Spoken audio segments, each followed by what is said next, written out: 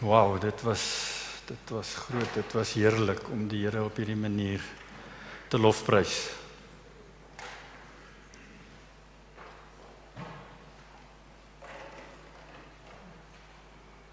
As jy koud kry, daar is kombersies, as jy gou iemand wil stuur of een wil gaan kry. Ons kyk verder vandag na die boek van Sagaria. En ek gaan so 'n bietjie recap net nou vir die wat dalk nie in die vorige dienste hier was nie, maar onthou ons praat oor die Here wat sy mense wil laat ontwaak en wat sy mense wil laat herleef. Dis waaroor hierdie profesie van Sagaria gaan. En die Here gebruik Sagaria om te profeteer in mense se lewe in. Mense wat besluit het om op te hou, om oor te gee, om op te hou bou aan die tempel, né? Hulle was geroep om terug te kom uit Babylon, uit ballingskap uit, om die tempel te kom herbou. Dit was hulle roeping op daai stadium, wat die Here wou gehad het, hulle moet doen, en hulle het hulle roeping laat vaar, hulle het opgehou. Nou is die vraag vanoggend, weet jy waarvoor die Here jou geroep het? En ek dink ons het al genoeg hieroor gepraat, dat jy sekerlik al so 'n bietjie geworstel het daarmee, dat jy weet, jy's nie net hier op aarde om 'n vrou en kinders te hê, en om elke dag werk toe te gaan en terug te kom nie, maar daar's iets dieper is dit. Daar's 'n roeping in ons lewens, of dit nou by die werk is, of by die huis is, of in 'n gemeenskap van gelowiges, daar's 'n roeping, en die volgende vraag is jy besig daarmee? Of het jy ergens op 'n stadium opgehou daarmee? Het jy opgehou bou? Ons sien die volk het teruggekom uit Babylon om die tempel te kom herbou, of 'n groot deel van hulle, en hulle het ontmoedig geraak. Maar daar was 'n bietjie teenstand en daar was moeilike omstandighede en hulle het opgehou. Hulle het opgegee en opgehou bou. Hulle het skielik ander prioriteite gehad, en dis toe die Here vir Haggai, die profeet Haggai en die profeet Sagaria gestuur het om te profeteer oor hierdie volk. En ons kyk vandag weer spesifiek na die profesie van Sagaria.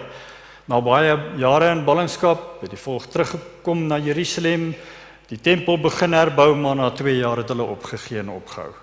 So ons gaan kyk na Sagaria 3, en as ek 'n tema sou wou gee, ek het nou 'n bietjie gedink daaroor vir vandag se boodskap, dan dink ek sou ek een van die teksverse wou vat en dit gebruik. En dit sê, jy en jou vriende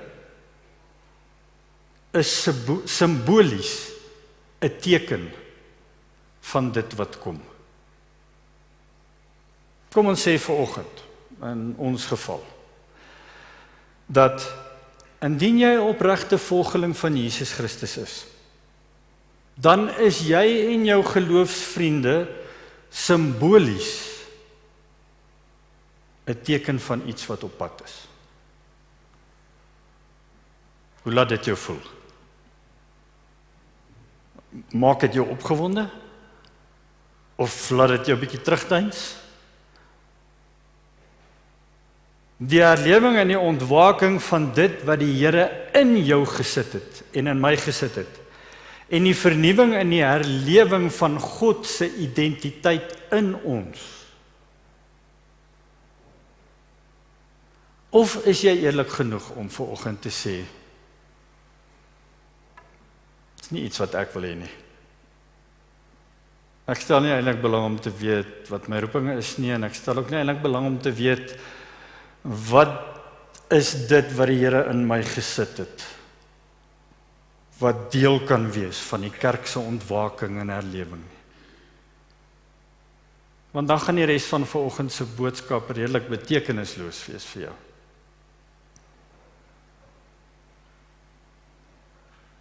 So ondersoek vir 'n oomblik jou hart.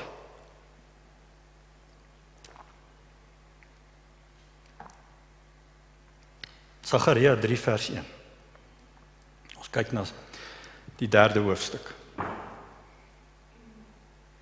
Daarna het hy my, dis nou Sagaria wat praat, né? Hy gee die profesie, hy sê, Daarna het hy, die Here, my Joshua, die hoëpriester, laat sien. So ons sien hier, Sagaria het weer 'n visioen, nee, hy sien iets, soos in die 2de hoofstuk. Ek gaan nou dit vinnig opsom, maar hy het weer 'n visioen, hy sien weer iets, en wat hy sien is, hy sê die Here laat hom Joshua sien, die hoëpriester.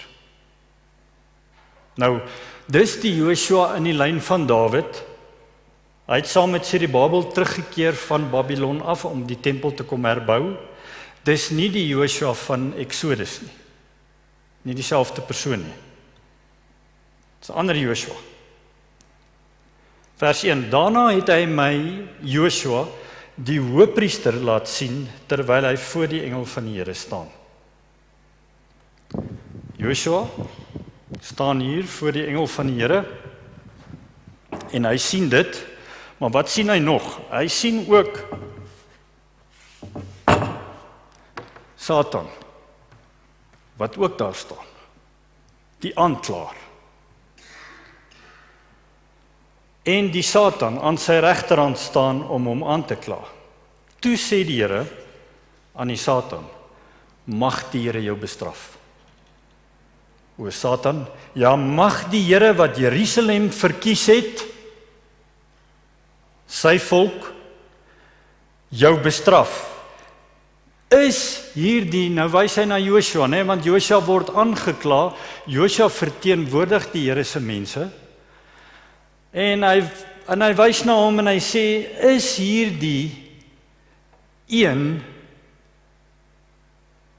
nie 'n brandhout wat uit die vuur geruk is nie. Satan kom kla ons aan. Die Here stuur 'n engel wat hom verteenwoordig, en die engel sê, nee, Joshua wat ons verteenwoordig, is hy nie die brandhout, is hy nie die een wat 'n brandhout is wat uit die vuur geruk is nie. Vers 3. En Joshua was bekleed met vuil klere, terwyl hy voor die engel staan. Daarop het hy aangehef en gesê, dis nou die engel wat gesê het, aan die wat voor hom staan, neem die vuil klere van hom af weg. En toe sê hy vir hom, kyk, hy sê vir Joshua, kyk, ek het jou skuld van jou weggeneem, en ek beklee jou met feesklere. Vers 5. Daarop sê ek, laat hulle 'n rein tulband op sy hoof sit, en hulle die een tulband op sy hoof gesit en hom die klere aangetrek, terwyl die engel van die Here daarby staan. En die engel van die Here het Joshua plegtig verseker en gesê, so sê die Here van die leerskare, as jy in my weë wandel en as jy my verordeninge onderhou, dan sal jy my huis bestuur, sowel as my voorhoewe bewaak, en ek sal jou vrye toegang verleen onder diegene wat hier staan. Vers 8. Ons gaan net nou weer mooi na elkeen kyk. Luister tog, o Joshua, jy wat die hoëpriester is, jy en jou vriende wat voor jou sit, ja, wondertekens is hulle. Want kyk, ek sal my knegg, die spruit met hoofletters laat kom. In die ander vertaling staan, luister, Joshua, hoëpriester, jy en jou vriende wat voor jou sit, jy en jou vriende is 'n teken van iets wat kom. Want, kyk, ek sal my knegg, hoofletter, die spruit, hoofletter, laat kom. Want kyk, die steen wat ek voor Joshua neergelê het, op die een steen is daar 7 oë. Kyk, ek sal sy grafeersel grafeer, spreek die Here van die leerskare, en ek sal die skuld van hierdie land op een dag uitdelg. En julle kan dink watter dag dit was. Hierdie was baie jare voor Christus. wat hierdie profesie gespreek is. Ons is tans in die lydenstyd, né, voor Goeie Vrydag. Vers 10, die laaste vers. In die dag spreek die Here, daai dag wat kom. In die dag spreek die Here van die leerskare, sal julle mekaar uitnooi die wingerdstuk uitnooi onder die wingerdstok en onder die vyeboom. OK, ek gaan dit alles verduidelik. Sagaria 1 net vinnig. Onthou julle, ons sien hier die Here die mense wou gehad het, die mense moet terugkeer na hom toe, want hy's 'n jaloerse God. En hy het gedink die Babiloniërs het nou hulle kaarte te ver gespeel. Sy volk moet terugkom. Hulle met die tempel kom herbou en die mense het besef hoekom hulle weggevoer is in ballingskap. Nee, hulle het besef hulle was ongehoorsaam. En hulle moes hulle straf uitdien. En daar was 'n diepe berou by hulle. Toe het ons na Sagaria 2 gekyk. En hier sien ons 'n ontmoeting met die Here, wat Sagaria ontmoeting met die Here het, nee, hy sien weer hierdie visioen, hy sien hierdie engele en hy sien 'n engel met 'n maatband, 'n meetsnoer. En hy wil weet maar wat maak hierdie engel met hierdie meetsnoer? En die engel sê, nee, maar ek is besig om die lengte en die breedte op te meet van Jerusalem, want ons gaan mos nou terugkom om die tempel te herbou. En hy sê vir hom, hy kan maar daai maatband bære. Want jy hoef nie af te meet nie. Daar gaan te veel mense en te veel diere wees. Daar kan nie 'n muur gebou word nie, daar kan nie grense bepaal word nie. Daar gaan meer mense en bronne wees as wat jy dink. En dit kan nie ingeperk word met 'n fisiese muur nie. Die Here sê, ek sal die muur van vuur rondom julle wees. Moenie bekommerd wees nie. Moenie bekommerd wees oor 'n muur nie. Ek sal die muur van vuur rondom julle wees. Julle moet my vertrou. Die Here sê, bou die tempel, moenie bekommerd wees oor die muur nie. Ek sal 'n muur wees. En hy sê ook, hy sal die glorie in ons wees. Onthou julle? Hy sê, ek sal die glorie in julle wees, wat jou kan beskerm. 'n Tempel kan nie 'n tempel wees, as die glorie van die Here nie in die tempel is nie. Wat heilig is die Here se teenwoordigheid in die tempel. En ek en jy is die tempel, wat die teenwoordigheid van die Here in die Nuwe Verbond, in die Nuwe Testament, ons is die tempels wat die teenwoordigheid van die Here in ons dra. En as die Here deur jou skyn, sal die mense 'n prentjie van die evangelie sien. As die glorie van die Here nie in ons is nie, lyk die tempel nie so wat wonders van buite af nie. Maar as die glorie en die heiligheid van die Here in ons is dit 'n mooi prentjie om na te kyk. Goed. Hoofstuk 1 en 2. Die groot vraag in hoofstuk 3 waarna ons vandag kyk. 'n Vraag wat geantwoord moet word, 'n vraag wat baie keer in ons gedagtes is. Onthou julle, hulle was in ballingskap weg en hulle weet hulle het weggedraai van die Here af en hulle het dit verdien.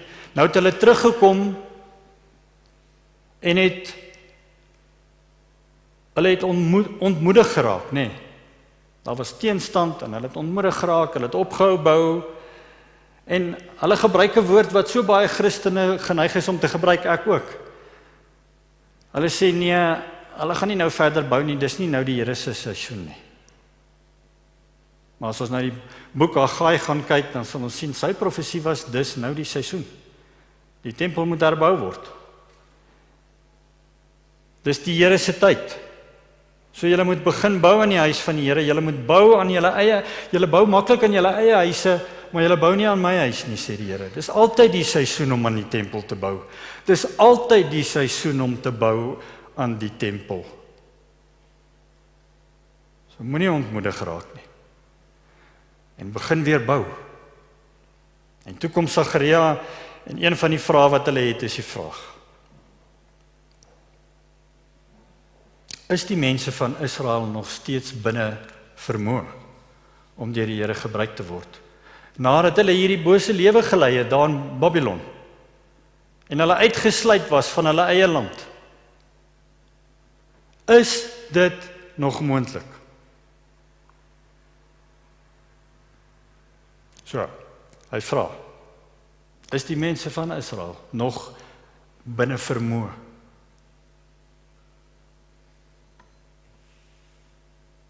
Kan ons nog steeds deur die Here gebruik word? Die Here het ons in ballingskap weggevoer, as gevolg van ongehoorsaamheid in ons lewe. Jy het dalk bietjie gebackslide, jy het teruggeval, jy het bietjie vergeet van die Here, hy was nie meer die prioriteit in jou lewe nie, hy was nie meer jou eerste liefde nie. Kan jy nog steeds gebruik word deur die Here? Is jy nog waardig om deur hom gebruik te word?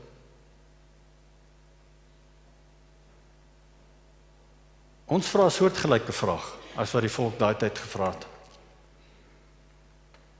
Is ek nog aanvaarbaar vir die Here na alles wat ek gedoen het en alles wat ek gesê het in my lewe? Ek weet wat ek gedoen het, Here. Ek weet wat in my hart aangaan en U weet dit. As ek nou moet eerlik wees, sal ek ook nog aanvaarbaar wees vir U? Groot vraag, né? So baie mense worstel met hierdie vraag en verhoed hulle om voluit terug te kom te leef vir die Here. As ons wil sien hoe die Here die kerk ontwaak en die kerk wil laat herleef, onthou wie's die kerk? Dis ek en jy. Dan moet ons dit verstaan. Dan moet ons hierdie vraag kan beantwoord. En Sagaria kom sommer baie vinnig hierby uit in hoofstuk 3.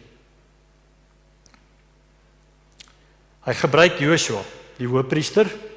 Joshua het die mense verteenwoordig voor God.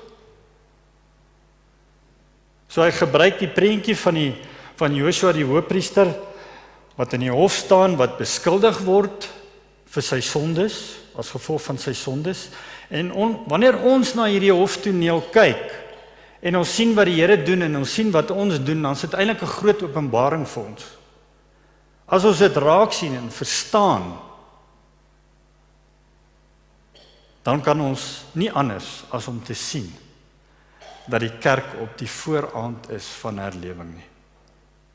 Op die vooraand van ontwaking.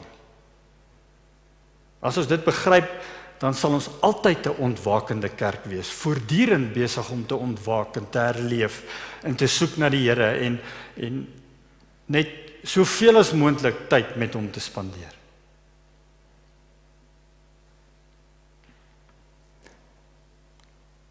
Ons sal nie ontmoedig raak wanneer dit swaar gaan nie.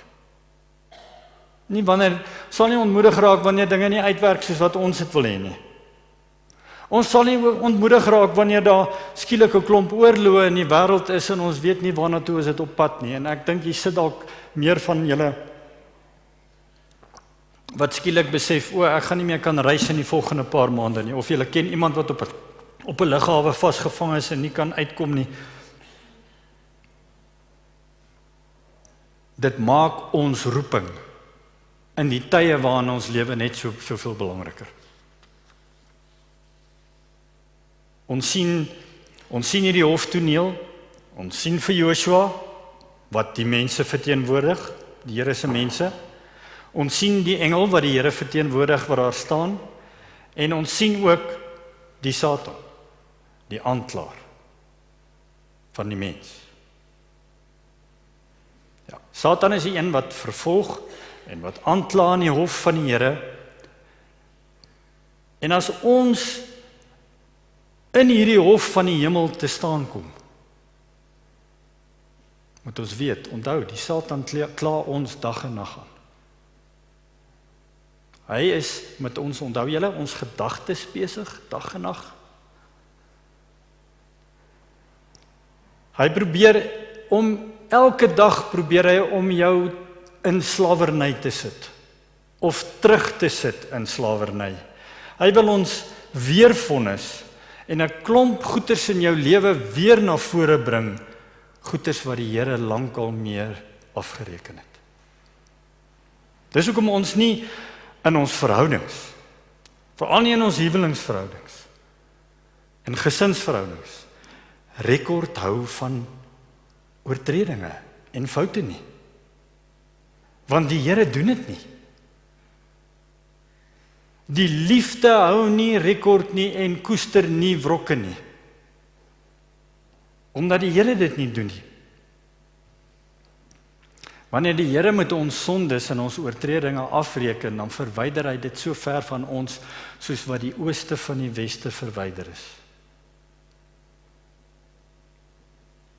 En daarom moet ons verstaan dat ons uitgekies is. Dis wat hy vir ons sê hier in Sagaria 3. Vers 1. Die Here het my 'n gesig laat sien. Hy het die hoëpriester gesien, Josua voor die engel staan van die Here en regs van hom die Satan besig om Josua aan te kla. En die Here sê vir Satan. So toe ons in die hoofstuk, die hoftoneel waarin ons nou instap, waarna ons nou kyk, ons stap eintlik so 'n bietjie aan die einde van hierdie hoftoneel in. En die Here sê, ek sal jou straf, Satan. Ek wat Jerusalem my woonplek gemaak het. In die ou vertaling staan, mag die Here wat Jerusalem verkies het, jou bestraf. Die Here gee streng opdrag. Nou daar's 'n paar dinge wat ons moet verstaan en wat ons moet glo as ons in die hof van die hemel te staan kom. As ons kyk na hierdie hoftoneel en ons gaan vinnig daarna kyk en die eerste een is, ons moet verstaan, maak nie saak wie jy is, maak nie saak wat jy gedoen het, in Christus is almal uitgekies. In Christus is almal uitverkies. Hy het elke liewe mens gekies. Ons het net nodig om hom terug te kies. Jesus se bloed was voldoende om almal in die hele wêreld te red. Maar nie almal in die hele wêreld kies hom nie. En vir die van ons wat Jesus gekies het, is dit belangrik om te weet, hy het ons eerste gekies. Ons is uitverkieste mense en hy het ons nie gereinig en ons toegekies nie.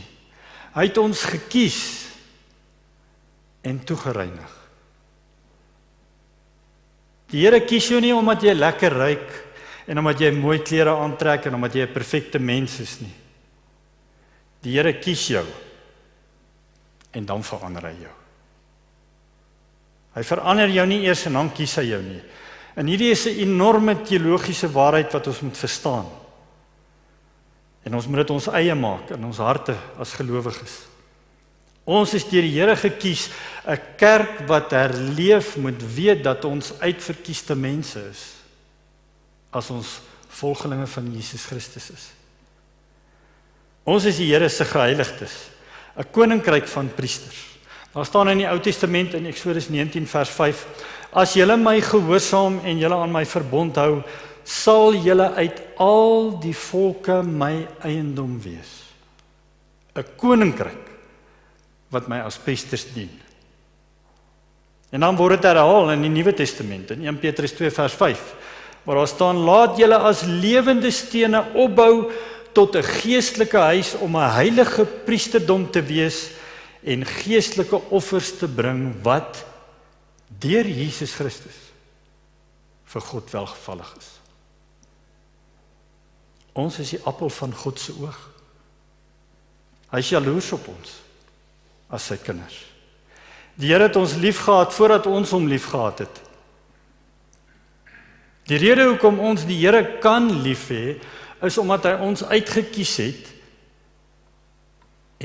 en hy het ons eerste lief gehad. So as ons na hierdie hoftoneel kyk waar die Satan ons aankla, moet ons weet ons is uitgekies deur die Here. Die tweede ding wat ons moet onthou as ons na hierdie hoftoneel kyk is, ons is geoordeel, ons is gevonnis en die vonnis is uitgedien. Ons weet dit omdat hier staan in Sagaria 3 vers 2, hy maak 'n stelling, hy sê in vers 2, is hierdie man nie soos 'n stuk hout wat uit die vuur gered is nie. Josua word aangekla en hy wys na hom wat die mense verteenwoordig en hy sê, is hierdie man nie soos 'n brandhout wat uit die vuur geruk is nie. Die Here ontken nie die feit dat ons verdien om in die vuur te beland nie. Hy gee nie voor dat ons nie gesondig het nie. Maar die engel van die Here staan daar, Josua staan daar.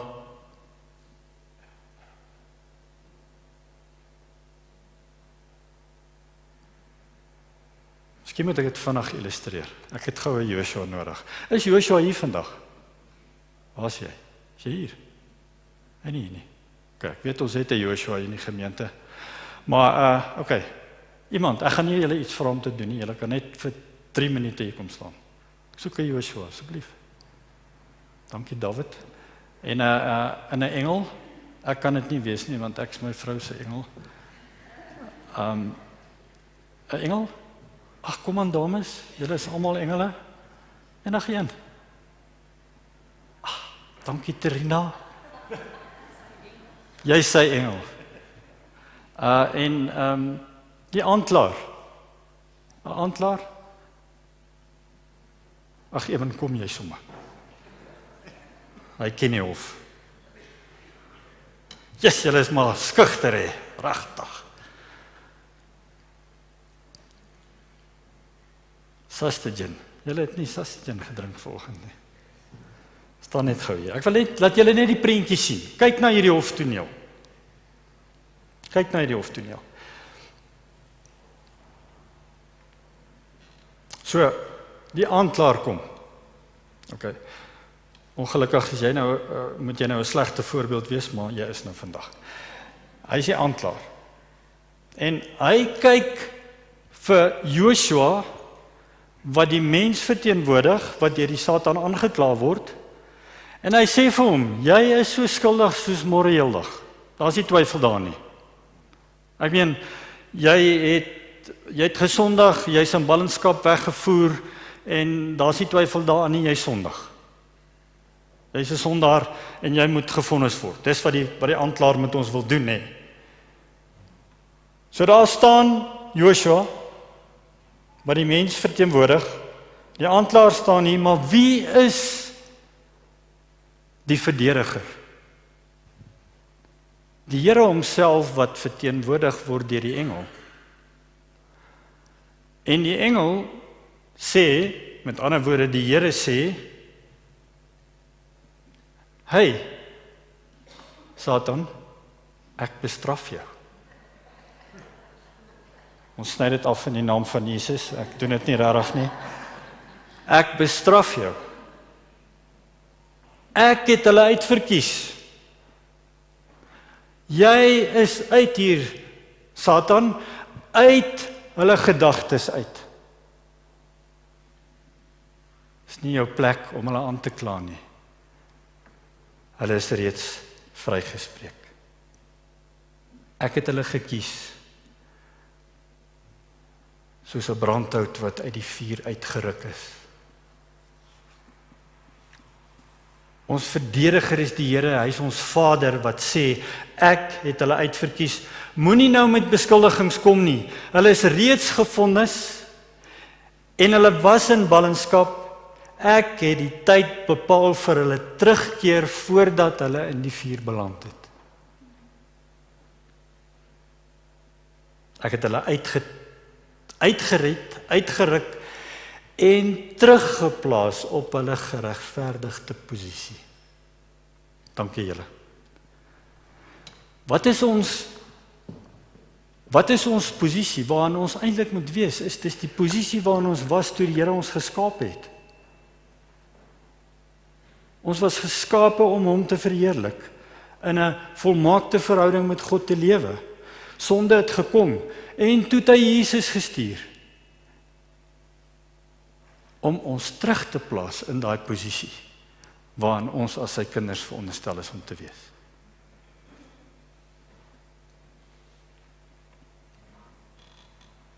Een kerk wat ontwaak. moet bewus wees van dit. Dat ons uitverkies is. Dis nie dat ons nie gesondig het nie, maar ons sonde is reeds geoordeel, ons is reeds gevonnis en die tyd is reeds uitgedien. So wanneer ons eendag voor die Vader staan in die ewigheid en almal staan daar, is ons reeds geoordeel. Reeds gevonnis. En ons het reeds ons tyd uitgedien. So ons word deur hom gesien, deur God gesien, as nuwe skepsels, geregverdig en gereed vir die ewigheid, gereed vir die hemel.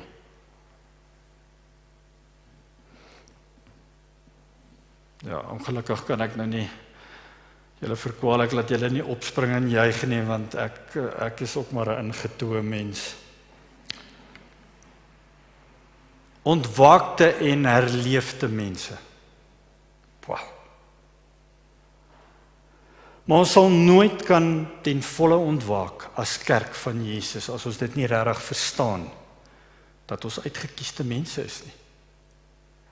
As jy nie verstaan dat jy reeds geoordeel en gevonnis is in Christus nie. In die derde plek moet ons kan raak sien, as ons na hierdie hoftoneel kyk, dat die Here nie net met ons sonde afgereken het nie, maar dat hy ook met ons skaamte afgereken het, oor die sonde wat ons gedoen het.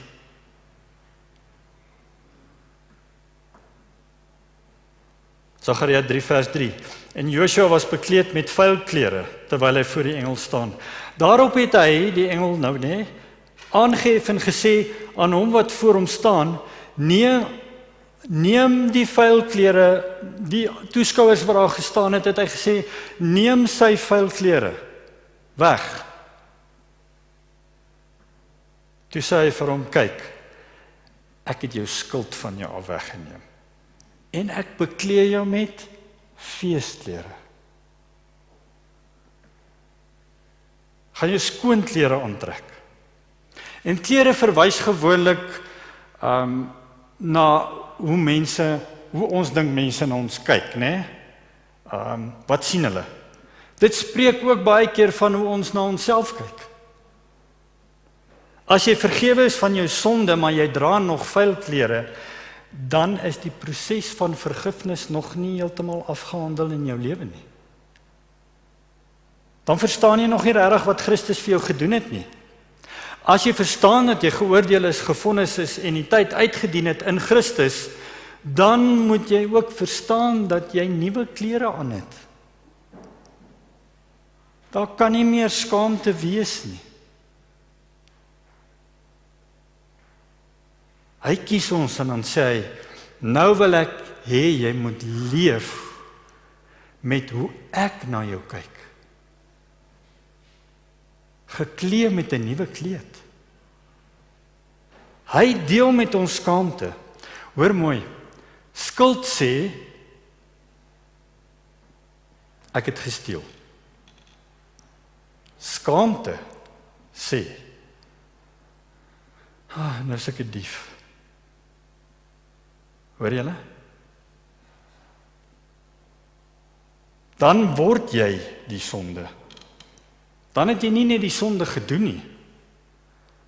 Maar as jy die skaamte nie kan afskud en weet dat jy verlos en vrygespreek is nie, dan word jy daai sonde.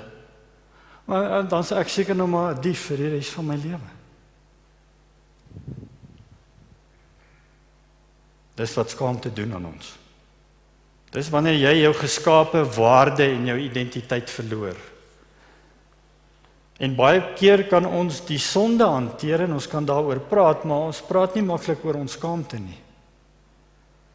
Maar dit is eintlik losmakend van mekaar. En die Here sê, ek deel met jou sonde en ek deel met jou skaamte.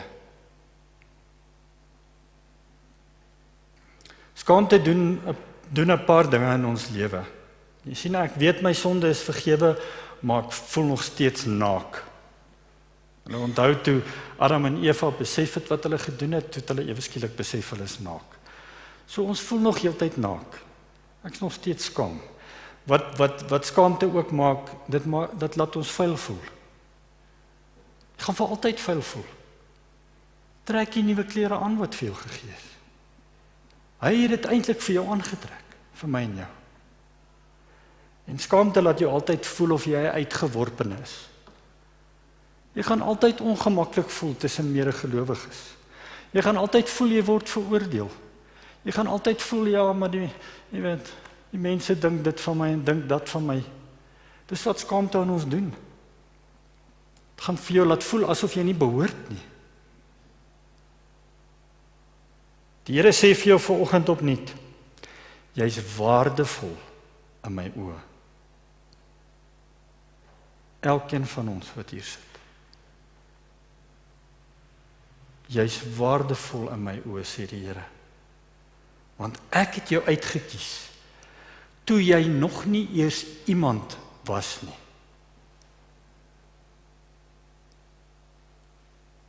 Dis nie ons wat iets vir die Here gedoen het nie, maar dit gaan oor wat hy vir ons gedoen het.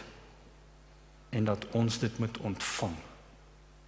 Aanvaar en ontvang. Dit gaan daaroor dat ons aan sy familie behoort, as seuns en dogters van God. Dis hoekom dit so belangrik is in 'n Christen se lewe, dat jy jou identiteit sal verstaan, hè, in Christus. Ek is 'n seun en 'n dogter van Christus voordat ek enigiets anders is. Glo jy dit? 'n Seun en 'n dogter wat deur hom gekies is en wat aan hom behoort. En dan moet ons ook verstaan, as ons in die hof te staan kom, voor die aanklaer van die mens, daar is herstel terug in autoriteit. Hoe weet ons dit? Sagaria 3 vers 6 en 7 sê, daarna het die engel van die Here vir Joshua beloof, so sê die Here die Almagtige, as jy lewe soos ek wil, as jy die voorskrifte vir my diens onderhou, sal jy die gesag hê oor my huis. Die verantwoordelikheid dra vir my heiligdom. Jy sal toegang tot my hê, net soos hierdie engele. Ja. Sagaria het hierdie hemelse ontmoeting, en die Here sê vir hom, ek gaan vir jou autoriteit gee, en ek gaan vir jou toegang gee tot my.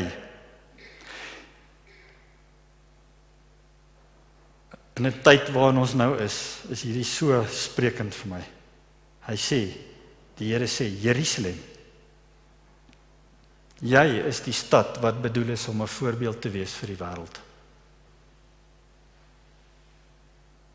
Hy sê, Israel, jy sal die lig wees vir die wêreld. 'n Lig vir die nasies, sodat die nasies kan weet, ek is God. Want julle is my uitverkose mense. So hy sê, ek gaan dit weer doen. Ek gaan julle terugkeer na my toe. Ek gaan die priesterlike tulband op jou kop sit, soos wat in die Ou Testament in Levitikus beskryf word. Hy gee vir hom 'n plek van autoriteit. Dis wat die Here vir ons gee, op grond van wie ons is, in hom. Hy het afgereken met ons sonde, nuwe klere vir ons aangetrek, sodat ons voor enige een kan staan. Voor enige koning en enige koningin, voor enige president en enige eerste minister en enige wêreldleier kan staan, en dat ons oor niks hoef skaam te wees nie. Vry omdat ons weet in wie ons identiteit is.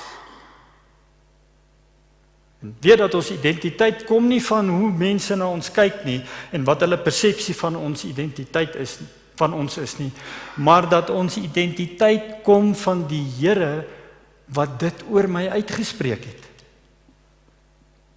In die jaar 70 na Christus is die tempel verwoes, maar hierdie beloftes duur voort in Christus, nee. Elke liewe een van ons het 'n plek in die huis van die Here, tempel, waar ons 'n verantwoordelikheid gekies deur die Here, waarvoor ons 'n salwing ontvang het. Om te groei daarin. Dis waarvoor ons geroep is, sodat ons kan groei in hierdie identiteit, om te weet wie ons is. En laastens,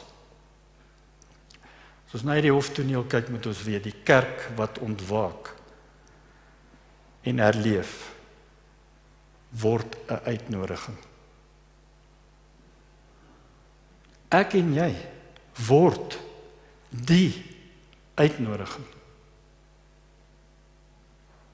Ek vertrou sodat die Here genade sal gee vir mense reg oor die wêreld in hierdie tyd van oorlog en allerlei plekke waar dit nou so rof gaan, dat daar mense sal wees, volgelinge van Jesus Christus, wat die uitnodiging is. Vers 7. Dan sal jy my huis bestuur, sowel as my voorhowe bewaak. Nou die voorhowe was die buitewyke gewees van die tempel. En in daai voorhowe kon ook die heidene of die nie-Jode kon ook daar inkom. En dit was die plek waar die offers gebring is, die brandaltaar was, en dit was die plek waar die waskom was, waar jy skoon kon was. So, hy sê, ek gaan vir jou 'n plek gee waar jy mense kan verwelkom. 'n Plek waar jy kan sien hoe mense se sondes vergewe word. Waar jy kan sien hoe hulle skoon gewas word, hoe hulle 'n nuwe kleed ontvang. Ek gaan jou in daai posisie plaas. Ons het die autoriteit om 'n uitnodiging te wees. Om die uitnodiging te wees wat die wêreld nodig het. Hierdie tipe kerk, so 'n tipe kerk, is lewend vir sending en vir evangelisasie. En ek weet die Here het hierdie gemeente die autoriteit gegee oor die jare om mense te ontvang in sy koninkryk. Maar ons moet weet, ons moet voortdurend herleef daarin en steeds ontwaak daarin. Ons moenie ophou bou nie. Sagaria 3 vers 8. Luister Joshua. Ek weet nie of ek dit hier op het nie. Hoëpriester, jy en jou vriende wat voor jou sit. Jy en jou vriende is 'n teken van iets wat kom. Ek gaan my dienaar Loot, L-O-O-T met 'n hoofletter, nou bring. Daar word geprofeteer oor Jesus wat gaan kom. As dit nie Jesus is nie, weet ek nie wie dit anders is nie. Die Here sê, hy gaan sy dienaar Loot bring. Daar staan my knegg in die ander vertaling. Ek gaan my knegg en die spruit bring. Vers 9, ek sit voor Joshua, 'n klip of 'n steen, in die ander vertaling. Ek sit 'n steen neer en op hierdie een enkele klip is daar 7 oë. Beteken nie daar is 7 oë in die klip nie, daar is oë gerig op daai klip. Die steen wat die bouers verwerp het. Die lood, die steen. Die oë van die Here is op hierdie steen. Ek gaan nou 'n grafeersel daarop aanbring, sê die Here die Almagtige. Ek gaan die sonde van hierdie land op een enkele dag wegneem. 520 jaar voor Christus word dit geprofeteer. Daar kom 'n dag wat die sonde weggeneem word. Die dag van Jesus op Golgotha. En Jesus het uiteindelik aan die kruis gesê, dit is volbring. Alles wat geprofeteer is volbring. Alles wat Sagaria hieroor gepraat het, is vervul op daai oomblik. Sonde vergewe, skoon klere, autoriteit ontvang as sy volgelinge om te gaan en te doen waarvoor ons geroep is. En dan die laaste vers, in die dag spreek die Here van die leerskare, sal julle mekaar uitnooi onder die wingerdstok en onder die vyeboom. Elkeen van ons sal ons buurman en ons buurvrou, ons naaste, nooi om onder die voorspoed te kom sit.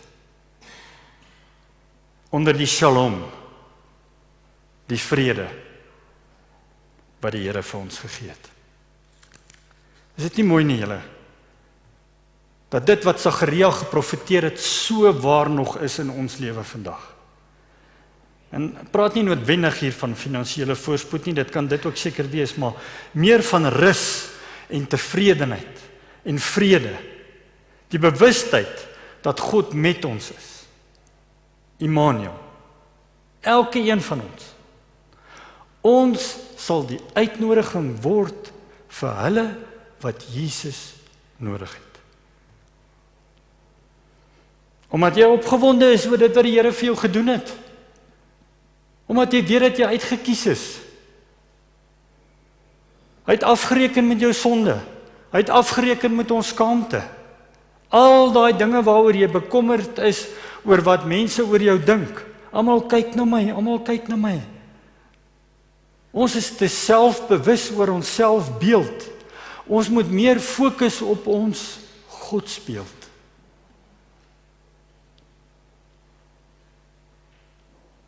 Sodat ons die uitnodiging kan word van die koninkryk vir die wêreld. En dis wat Sagaria vir die mense gesê het, wat uit ballingskap teruggekeer het. Hy sê, ek maak julle wakker vir hierdie koninkryksprojek. Julle het opgehou bou, kom aan. Ek herstel julle weer in koninkrykslewe in. Dit sal wees hoe herlewing lyk. Dit sal wees hoe dit lyk as die kerk ontwaak. Herlewing is nie een of ander byeenkoms nie. Dis wat die Here doen. Lewe in ons.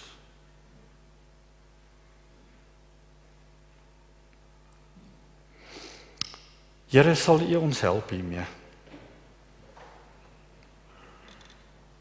Asseblief, Here. Ons wil terugkeer na ons bedoelde koninkrykslewe toe. Ons wil in die autoriteit lewe wat U vir ons gegee het, sodat ons die uitnodiging kan wees vir ons naaste, vir ons buurman, vir ons buurvrou, vir ons vennote, vir ons almal wat ons elke dag mee te doen kry. En as ons nie 'n getuienis het, Here, as hier dalk iemand vandag sit, Here, wat nie 'n getuienis het van hoe hulle redding ontvang het, en hoe hulle vryspraak ontvang het, en hoe hulle 'n koninkrykslewe lewe nie, Here, dan bid ek dat U vandag met elkeen van ons sal besig wees om net seker te maak, om weer selfondersoek te doen, om seker te maak, waar is ons? Weet ons dat ons gered is en dat ons uitverkies is? Of twyfel ons nog? Help ons om seker te maak, Here, sodat ons lewens kan bou op die hoeksteen, Jesus Christus. Die lood, Jesus Christus. Die spruit, Jesus, soos wat Sagaria geprofeteer het. Ag Here, ek bid sommer nou dat as ons nou as U familie, as U seuns en dogters net lekker saam kuier na die diens, bid ek dat U ook in alles verheerlik sal word. Want ons wil dit graag alles doen tot eer en verheerliking van U naam. Amen.